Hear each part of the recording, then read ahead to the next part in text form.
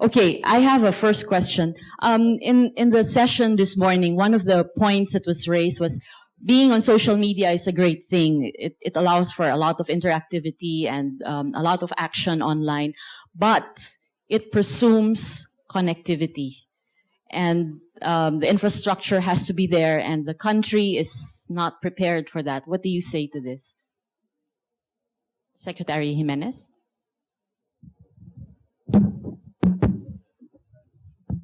Well, connectivity or seamlessness is born out of momentum.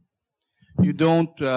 This is true for communications, for travel, for practically anything. Only momentum builds more connectivity. You see what I mean? Because on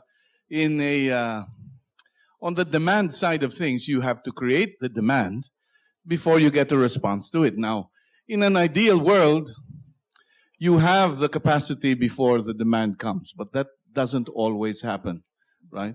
There has to be somebody shouting, "Too big!" for somebody to turn the faucet on. And that's essentially what connectivity is in the developing world. There has to be, and there is, in effect, a growing demand for connectivity. The growth, I'll give you an example. Okay, let's talk about my industry, tourism. In the year 2008, there were only 8 million domestic trips recorded through all our airports, meaning a domestic trip from Manila to Cebu, Cebu to Davao, etc. 8 million trips in 2008.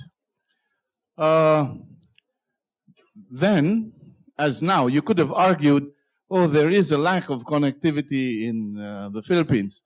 The fact of the matter is we closed 2011, just 3 years later, with 29.5 million domestic trips. The Philippines will close the year with over 30 million domestic movements. Okay, trips. So you can see, connectivity is a byproduct of demand. Like I said, in an ideal world, you eventually get to a point where you've got an overcapacity and you're trying to kick up the demand. But we're not there yet. But we will get there. Okay, I have a question for both Secretary Carandang and for Secretary Jimenez.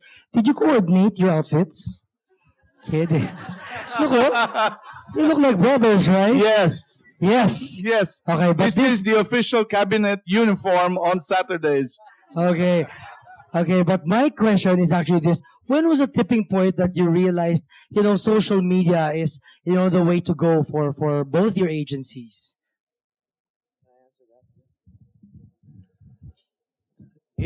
I realized it fairly quickly, even before I joined the government. When I was in media, I realized that social media has to be responded to when it crosses over into mainstream media. If it's just social media and it's a guy with 4,000 followers tweeting his followers and they're all sort of tweeting each other, it doesn't really have that much of an impact. But when it hits mainstream media, when they start picking it up and it starts shaping public perception and it starts affecting the outcome of a certain issue, then you need to engage it. And so it happened. I realized it very early on. And when we came into government, Manolo Quezon, who's also very active on social media, we instantly realized that there is no way you can ignore social media. So we very aggressively went into it, and we've done everything we can to sort of cajole, force, convince everybody else in government to go online as well, for whatever purposes they have. So yeah, pretty early on. Also, I think if you review articles from even just the last elections, you will find that 57% of the electorate is below 35 years old already. And very recent studies, in fact, show that fewer and fewer of them are tuned into what you would describe as traditional sources of information. So the realization that was happening came a lot sooner for some people and a lot later for others. But I think the awareness for it is now universal. Only a hermit somewhere in the mountains of Zambales probably hasn't heard that it is what's happening here and now. Wi-Fi there, you know. Oh, I've heard there are hermits there. But just a quick follow up. We're curious. Why is the president really active on social media? Does he monitor Twitter and Facebook? Ricky will probably be in a better position to answer that. We do that for him. I'm not kidding. The president, on a normal day when he doesn't have appointments, has about 6 stacks of paperwork this big, and he has meetings.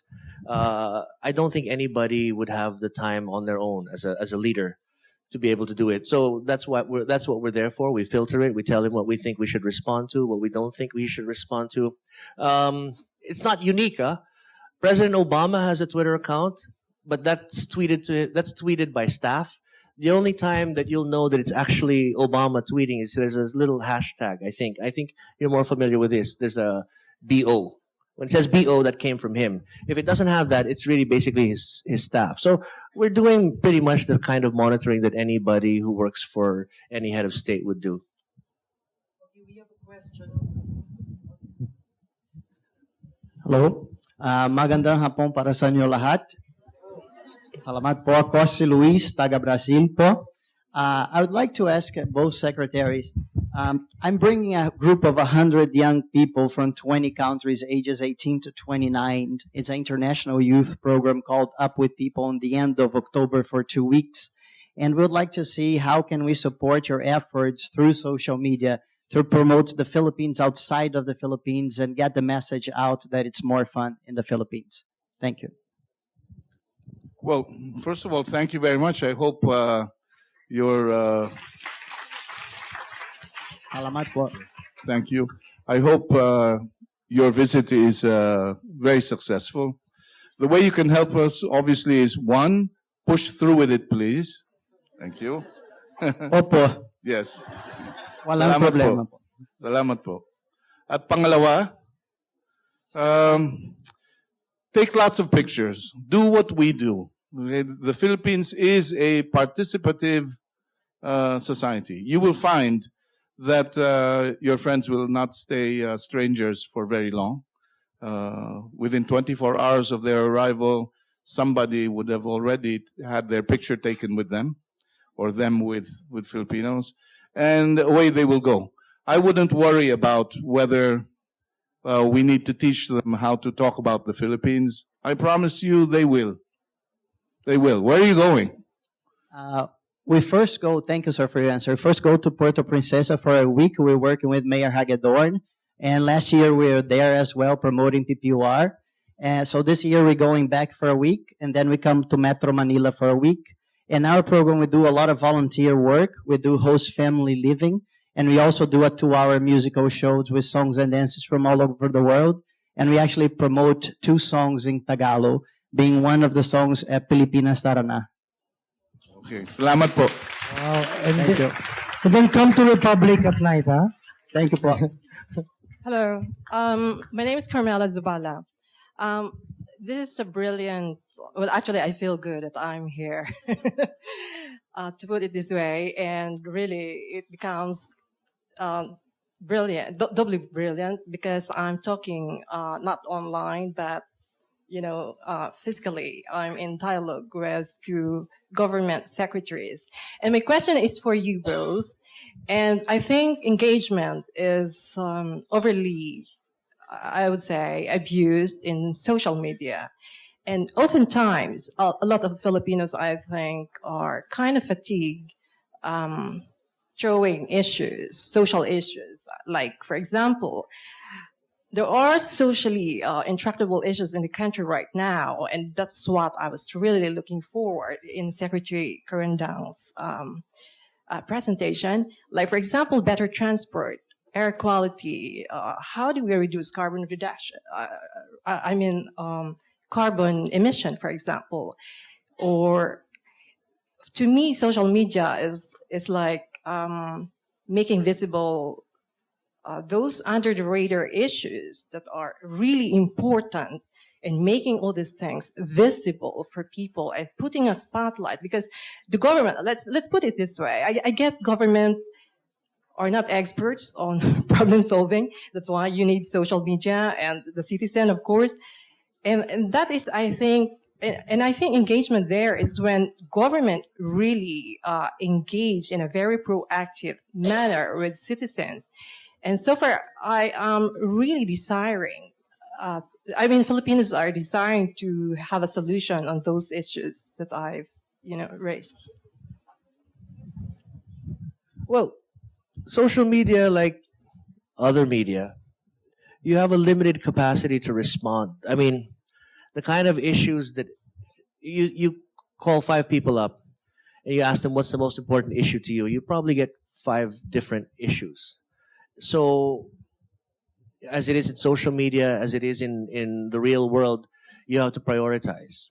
And I think regardless of whether it's talked about in social media or anywhere else, it's really just a question of capacities. There's so many problems, and people may not necessarily agree that we prioritize one over the other, but as long as people keep talking about it, then the chances that it gets bumped up on the scale of priorities is always there. But it's just there's so many things, and you don't finish it in a 6-year term. I'm sure when we step down, there's still going to be problems that remain. It's a matter of prioritizing, and I think social media probably helps prioritize, because when it's talked about enough and people learn more about an issue, perhaps that becomes more of a priority. The danger, though, is that if it gets talked about and vetted, somebody in Malacanang might decide, well, it's not as important as we initially thought it was, and then it comes down in the list of priorities. So there's a danger as well that the vetting of certain issues could lead it to be sometimes more prioritized or sometimes less. Well, the only thing I would add to that is be patient with the whole process. The whole idea of social networking or social media is iterative. You get better at it as you go. I don't think you can complain about the long jump record of a child who just learned to walk yesterday. And theoretically, that's precisely where we are in terms of the learning curve, using our newfound power to compare notes on the internet, to discuss as groups. We are probably, I would dare say, the Filipino is probably better at it than most people. It is no accident that the children of the 1986 revolution are the people who are running the government now. We have an almost instinctive understanding of the power of people and the power of gathering a crowd around the problem. But be patient. We will get better at it. Okay, here's another question. It's from at momblogger or Noemi Dado. How are 31.6 million Pinoy internet users, 29.6 million on Facebook, with 5.09 million on Twitter protected now with the libel clause in the cybercrime law?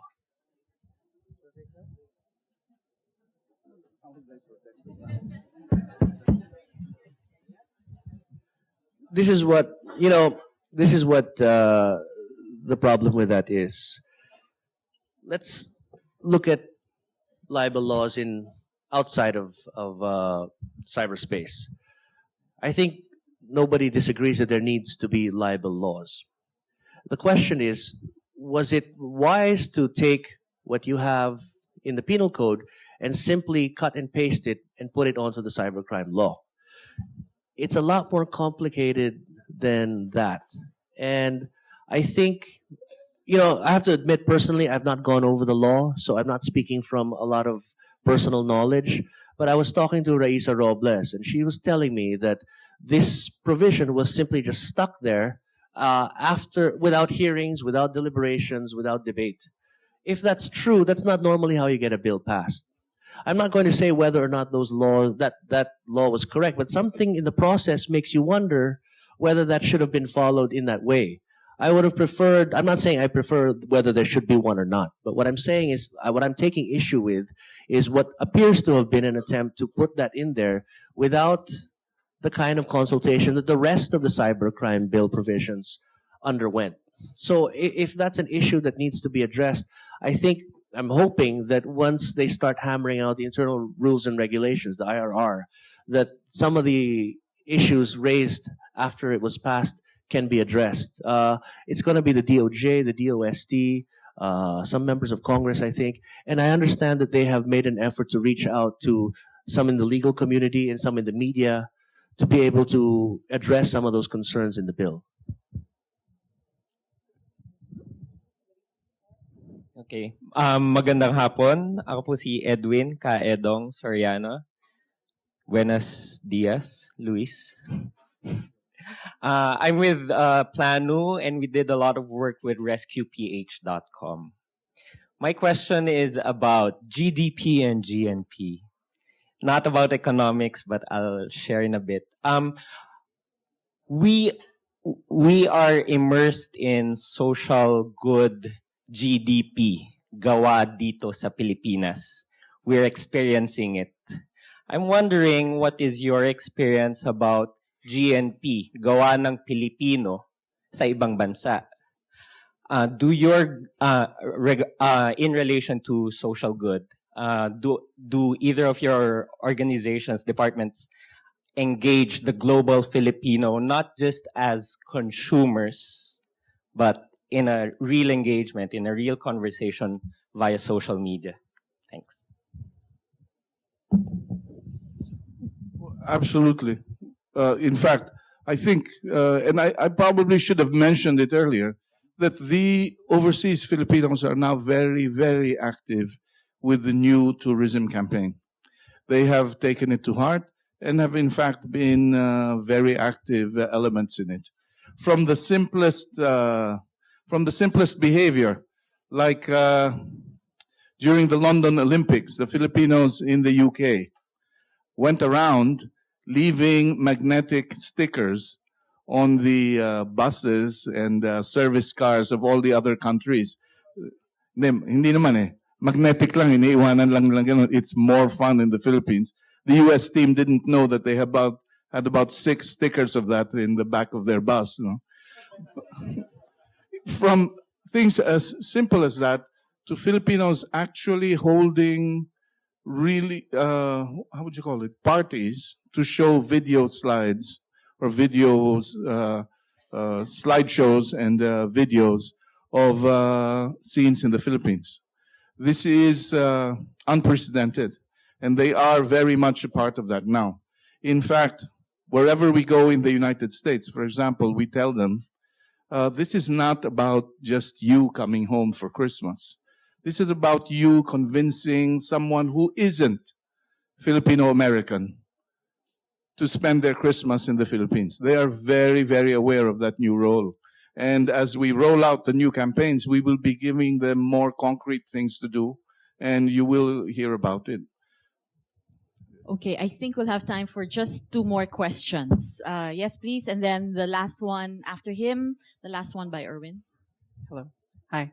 Hi, everyone. Good afternoon. My name is Ants, and my question is this for the Secretary, Mr. Jimenez. A few months ago, it was posted that the Philippines has been voted as having one of the worst airports in the world.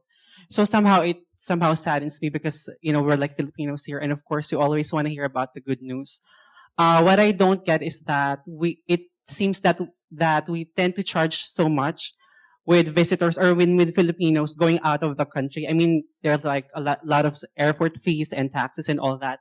But when you actually get to that country of your destination, they're not actually, trying to get money from you or something like that. So what do you think is the greatest challenge by far that the airport has to do with this? And are there any concrete plans whatsoever so that every Filipino knows where the airport taxes and all that fees that the terminals are actually imposing on us goes to. Thank you. Well, thank you for your question. I can't, I probably cannot spend the limited time that we have to explain the structure of the fees. But I guess what should be said is this. We now have, the ultimate plan is that Filipinos will find more work here than abroad. Okay, let's get that clear. And that the country's desire precisely is that there is more of that than what we have today. But that notwithstanding, the fees that are paid are really just structured around maintaining the services that we require so that we have a sane, rational OFW plan.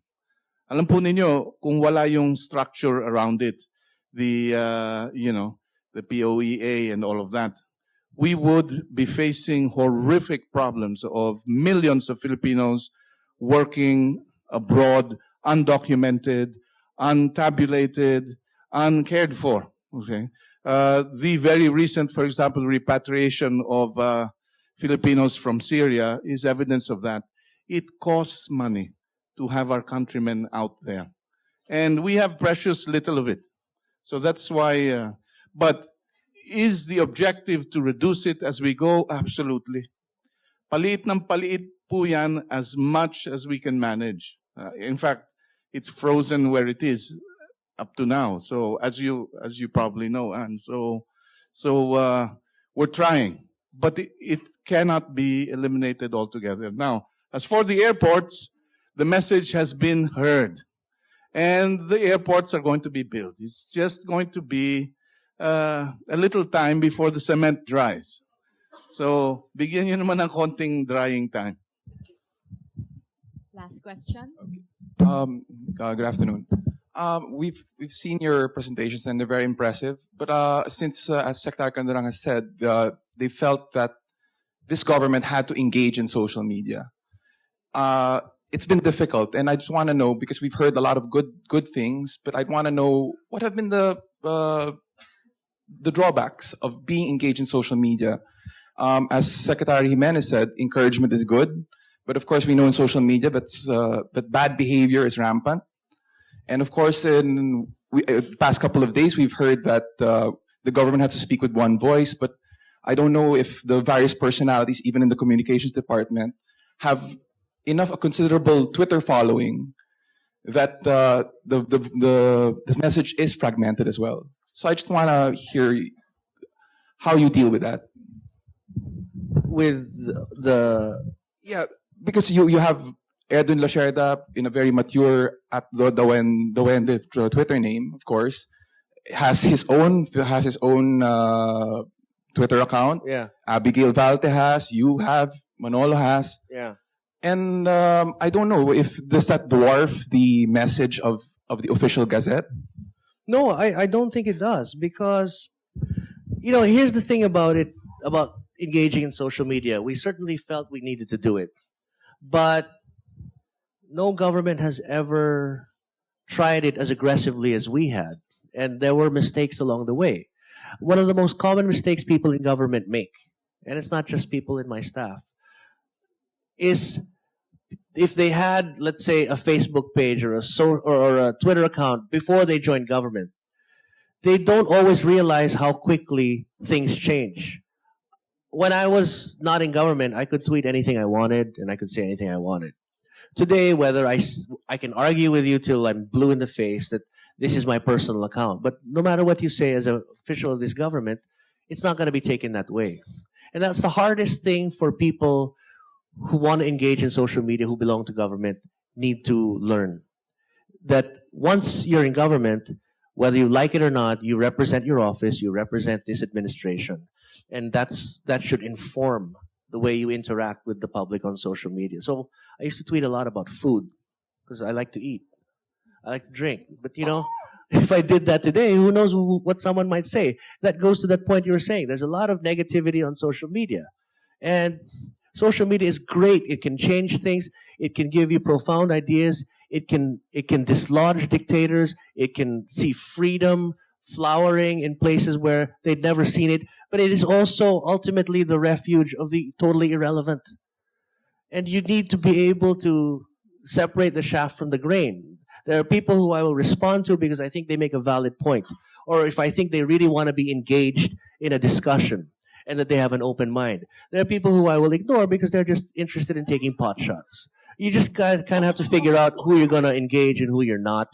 And then you also have to remember, as I said, that whether we like it or not, and I'm talking to all my colleagues who are actively engaged in social media, whatever we say or do on social media is going to be construed, rightly or wrongly, as official, even if you argue that it's not. And so it's a learning curve. You know, I think the first couple of years, any agency would make a little mistake, but I like to think we're kind of getting better at it. I have not seen anything, in fairness, that Abby or Manolo or Edwin would say that's been contradicted by one of us. So hopefully we get better at it.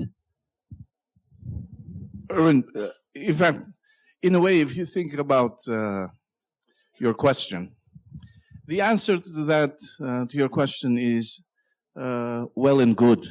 I don't think you want social media to end up, especially with respect to your government, to end up again as some monolithic, monotone, single idea channel. It is precisely the idea of fragmentation that has made social media what it is today. The freedom to assemble the facts according to how you wish to line them up. Rappler has a very good example of it. It's called a mood meter. It's the fragmentation of all the news that hits us on a day and then the interest that we ascribe to each one. You could argue that this is so fragmented. Why aren't people focused on the same issue today?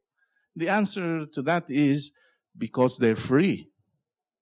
And I think to whatever extent the government is able to engage you, even if it's through a single person, it has actually made a very significant move in your direction. It may not be exactly what people expect from where they sit, but imagine that that did not exist before. You had only one newspaper to read, one radio station, one TV channel to watch every day. And everything was linear. The image came to you and passed. On the internet, I can review what you said a dozen times, retweet it or not retweet it. I can share it, modify it, paraphrase it, and unfortunately, in some cases, even plagiarize it.